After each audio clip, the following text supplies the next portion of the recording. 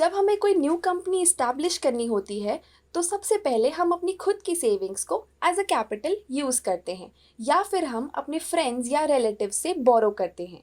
जैसे जैसे company grow करती है तो हमें और फंड्स की रिक्वायरमेंट होती है, जिसके लिए हम बैंक से लोन या अलग अलग कॉरपोरेशंस, इन्वेस्टर्स या वेंचर कैपिटल्स को अप्रोच करते हैं। बट इसके बाद भी जब हमारे फंड्स एग्जॉस्ट हो जाते हैं और हमें एडिशनल फंड्स की ज़रूरत होती है बिजनेस को एक्सपैंड करने के लिए, तो हम अल्टीमेटली जनरल पब्लिक से कैपिटल रेस करते हैं, जिसे हम आईपीओ कहते हैं।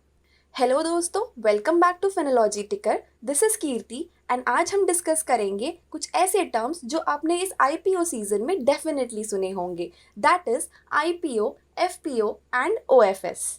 जब कोई कंपनी पहली बार अपने शेयर्स पब्लिक को ऑफर करती है तो उसे आईपीओ कहा जाता है। इस प्रोसेस में कंपनीज अपने शेयर आम लोगों को ऑफर करती है और ये सारी चीज़ें प्राइमरी मार्केट के थ्रू होती है। अगर हम एक इजी लैंग्वेज में समझें तो ये कहा जा सकता है कि आईपीओ के ज़रिए कंपनीज फंड कलेक्ट करती है, जिसे वो अपने ग्रोथ या हैवी डेट को पे ऑफ करने के लिए यूज़ करती है। आईपीओ आ जाने से एक अनलिस्टेड कंपनी स्टॉक एक्सचेंज पे लिस्टेड हो जाती है। जब हम ऐसे आईपीओज में इन्वेस्ट करते हैं तो कंपनीज को फंडिंग मिलती है, बट इसके साथ साथ उनके ऊपर कंपनी को अफेक्टिवली मैनेज करने की एक रिस्पॉन्सिबिलिटी भी आ जाती है, ताकि उनके शेयर होल्डर्स को कोई नुकसान ना हो। अगर हम इन्वेस्टर्स के पॉइंट ऑफ व्यू से देखें, आईपीओ में निवेश करने से आपको उस कंपनी की हिस्सेदारी मिल जाती है। मतलब अगर आप किसी कंपनी के शेयर्स खरीद लेते हैं तो आप उस कंपनी के खरीदे गए हिस्से के मालिक हो जाते हैं। अब जानते हैं आईपीओ से रिलेटेड कुछ इंटरेस्टिंग बातें। जनरली जब हम लिस्टेड कंपनीज के शेयर परचेज करते हैं तो प्राइस बायर और सेलर के थ्रू डिसाइड की जाती है, but in case of IPO prices company के ओनर के थ्रू डिसाइड की जाती है। अब अगर आप सोचिए, अगर आप ओनर होते तो आप भी हमेशा यही सोचते कि आपकी कंपनी के शेयर्स आपको ज़्यादा से ज़्यादा दाम पे बेचने को मिले। इस चक्कर में काफ़ी सारे आईपीओज बहुत एक्सपेंसिव हो जाते हैं या ओवर वैल्यूड हो जाते हैं। इसीलिए आईपीओ में इन्वेस्ट करना हमेशा सही डिसीजन हो ये ज़रूरी नहीं। लेकिन इस चीज़ से बचने का एक तरीका ज़रूर है। जब भी कोई आईपीओ आता है तो ऐसी कंडीशंस भी होती है जिसमें कंपनीज को जल्दी लिस्ट होने की सेबी की तरफ से प्रेशर होता है, नहीं तो उन्हें फाइन भी लग सकता है। तो ऐसे केसेस में कंपनी ज़्यादा प्राइस सेंसिटिव ना होते हुए एक रीजनेबल प्राइस पे आईपीओ इशू कर देती है। इवन कई बार ऐसा भी होता है कि किसी आईपीओ का मार्केट में बहुत ज़्यादा हाइप हो जाने की वजह से भी लोग उसमें इन्वेस्ट कर देते हैं और बाद में ये शेयर अपने एक्चुअल प्राइस पे आ जाता है। तो अगर ऐसे टाइम पे किसी ने लॉन्ग टर्म के पर्सपेक्टिव से अगर इन्वेस्ट किया हो तो उन्हें नुकसान हो सकता है। तो चलिए इस एग्जाम्पल के थ्रू ये चीज़ समझते हैं।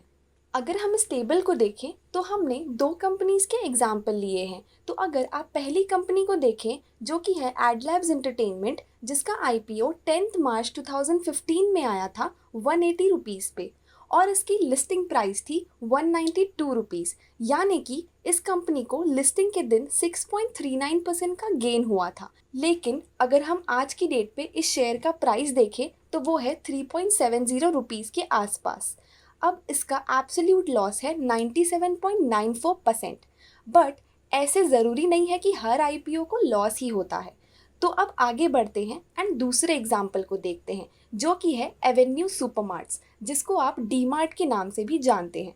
ये कंपनी का आईपीओ 8 मार्च 2017 को आया था, जिसकी प्राइस थी 299 रुपीज़ और इसकी लिस्टिंग हुई थी 642 रुपीज़ पे, यानी कि इस कंपनी को लिस्टिंग के दिन 114.58% का गेन हुआ था।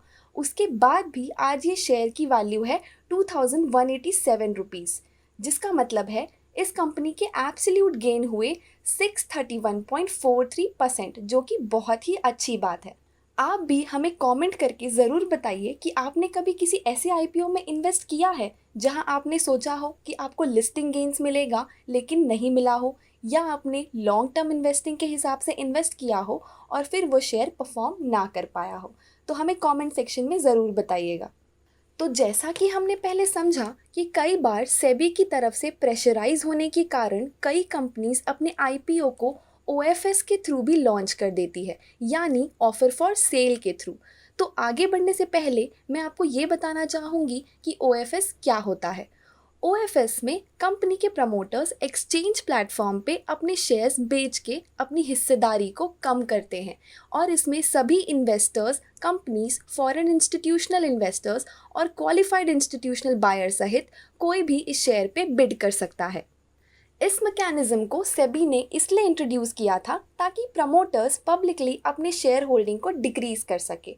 इसमें कंपनी के ओवरऑल शेयर कैपिटल पे कोई फ़र्क तो नहीं पड़ता है, क्योंकि इसमें सिर्फ ओनरशिप एक शेयर होल्डर से दूसरे शेयर होल्डर पे ट्रांसफ़र हो जाती है।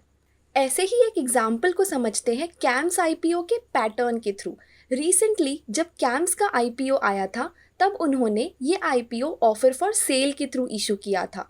उनके प्रमोटर्स ने अपनी होल्डिंग को मार्केट में लिक्विडेट किया था।